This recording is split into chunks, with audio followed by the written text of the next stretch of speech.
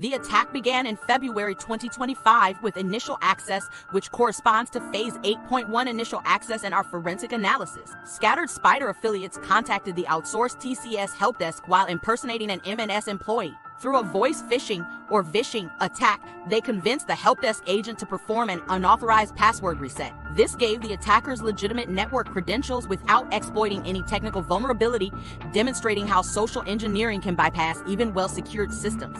Also in February 2025, the attackers entered the credential theft stage, corresponding to Phase 8.2 credential harvesting. Using the newly reset credentials, they accessed a Windows domain controller and exfiltrated the NTDS DID database, often referred to as the crown jewels of Active Directory because it contains password hashes for every domain user. These hashes were cracked offline to recover plaintext passwords, allowing the attackers to obtain administrator-level credentials and gain broader access throughout the network. Between February and April 2025, the attackers focused on persistence and discovery, which is Phase 8.3 lateral movement and persistence. During this period, they carried out living off the land operations using trusted Windows administration tools such as PowerShell, Dummy, Pingcastle, and Advanced IP Scanner. These tools allow them to map the network, identify privileged accounts, move laterally between systems, and maintain persistence while avoiding detection, because the tools are commonly used by legitimate administrators. Also from February to April 2025, the attackers performed data exfiltration corresponding to Phase 8.4 data exfiltration. Before launching the ransomware, they stole customer information including names, dates of birth, addresses, and order histories, along with confidential internal documents. The stolen data was uploaded to mega cloud storage using WebDAV over agents, allowing the attackers to bypass traditional data loss prevention controls.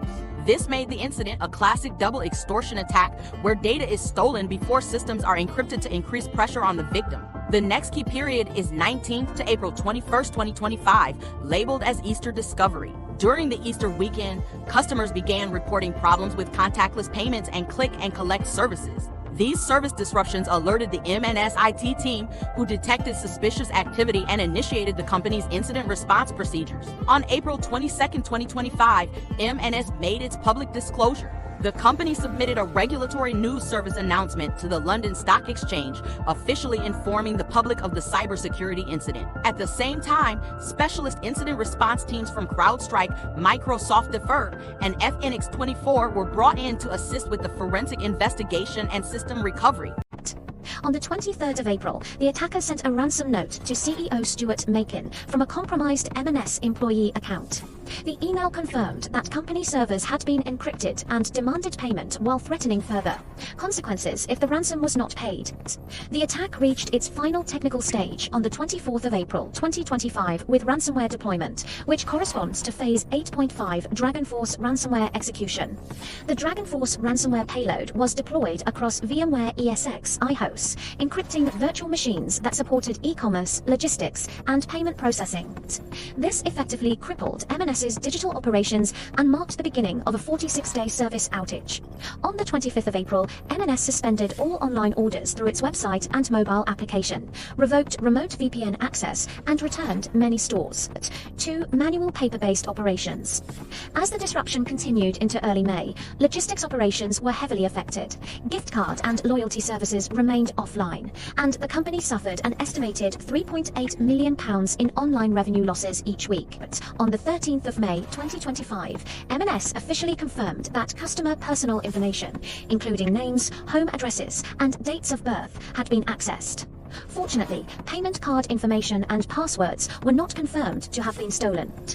Finally, on the 10th of June 2025, after 46 days, M&S partially restored its online ordering service for clothing and footwear.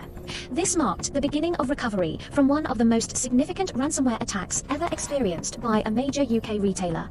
To reconstruct this timeline, investigators followed the ISO IEC 27037 digital forensic methodology.